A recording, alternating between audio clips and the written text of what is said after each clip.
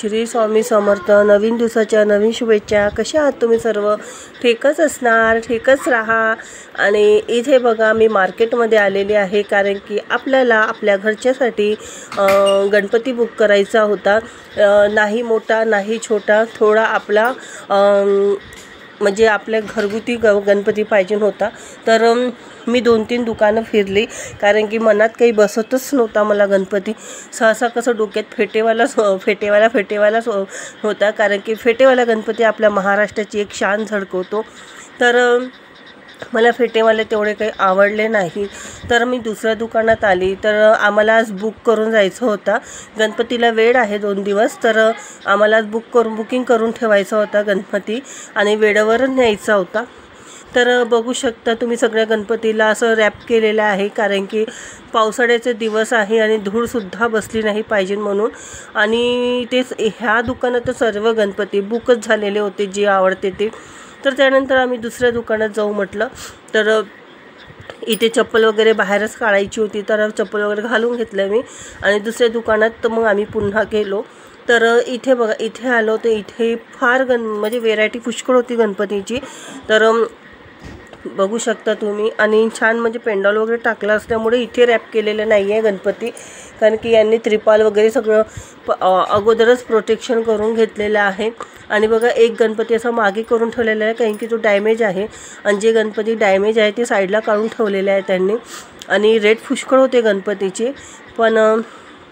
आणि हे बघा गणपती बघा छोटेसे बाळांच्या रूपामध्ये मस्त कपडे वगैरे घालून दिलेले आहे त्यांना। तर आम्ही इथून गणपती वगैरे बुक केला आणि हा आहे दुसरा दिवस हरतालिकेचा। तर इथे बघा मी पूजाचं सामान वगैरे घ्यायला आली होती। तर मला एक काकडी, एक कणीस, सेब असं 5 प्रकारचे फळं घ्यायचे होते। तर मी म्हटलं इथूनच सगळं सामान घेऊन घेते हरतालिकेच्या पूजेसाठी आपलं। तर इथे मी सगळं निवडून घेतलं आणि इथे बाजूला सुद्धा गणपतीची शॉप होती, तिथे सुद्धा आम्ही गणपती पाहायला गेलो। तर बघू शकता इथे मग पुन्हा गणपती बघितले। त्या मला आम्ही म्हणत होते आपण गणपती बुक केल्यानंतर काय गणपती बघत आहे, म्हणजे एकदा तरी बघू द्या।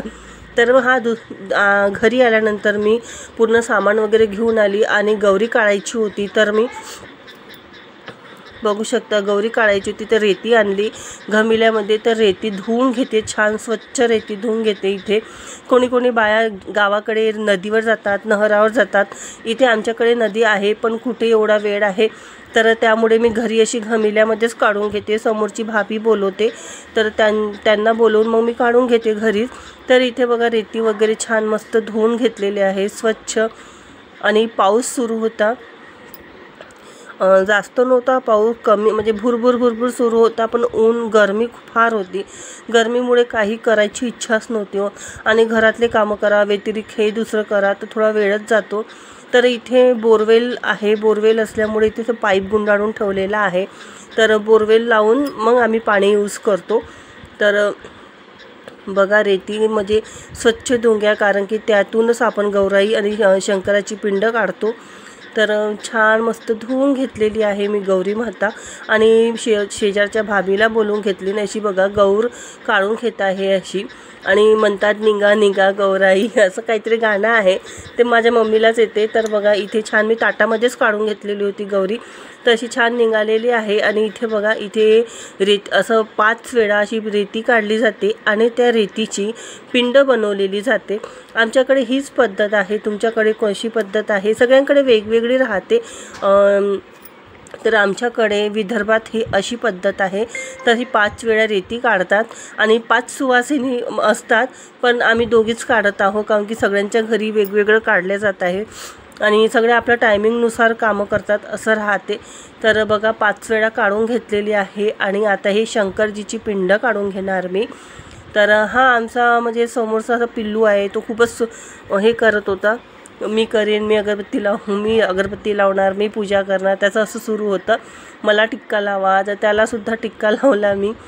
तर बघा कोणतीही पूजा करण्यास अगोदर सुवासिनींना हळद कुंकू लावायचं। तर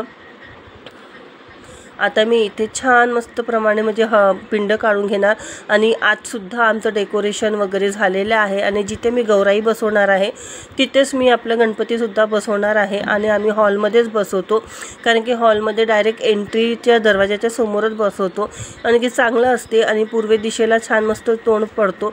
तर इथे बघा अशी पिंड काढून घेतलेली आहे आणि पिंडीचाच मान राहतो। तर आणि रेतीनीच पार्वती मातांनी सुद्धा रेतीनीच पिंड काढलेली होती त्यामुळे मी रेतीनीच पिंड काढते।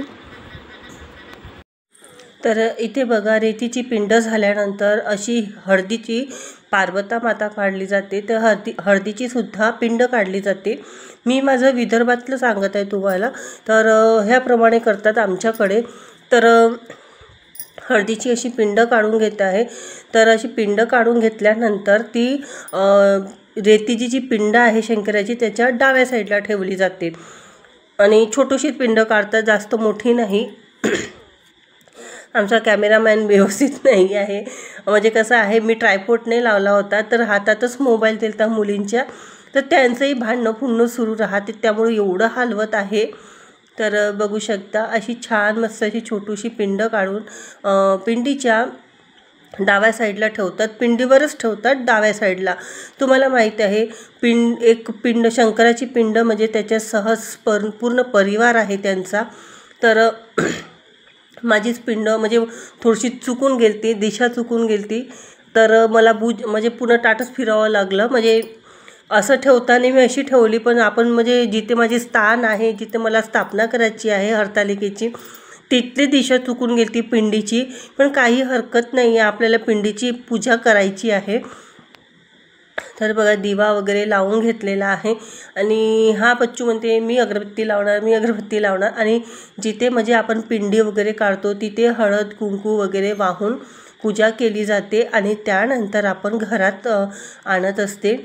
तर बघा ह्याप्रमाणे माझी इथे पूजा झालेली आहे आणि खरं सांगू का नदीवर नहरावर खूप मज्जा येतात, म्हणजे खूप छान मस्त सजून वगैरे जातात बाया, पण मला एवढा वेळच नव्हता।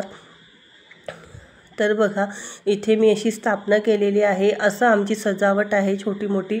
तर याप्रमाणे मी स्थापना करून घेतलेली आहे आणि दिवा सगळ्यात प्रथम दिवा लावायचा आणि त्यानंतर बाकीची पूजा करायची। कोणतीही पूजा करण्याच्या सुरुवातीत सर्वात अगोदर दिवा लावला जातो, कारण की प्रत्येक कोणतेही काम आपण अग्निसाक्षीने करतो। तर बघू शकता आणि घरी जेवढे फुलं लागले होते मी घरची सुद्धा फुलं वगैरे आणलेले होते।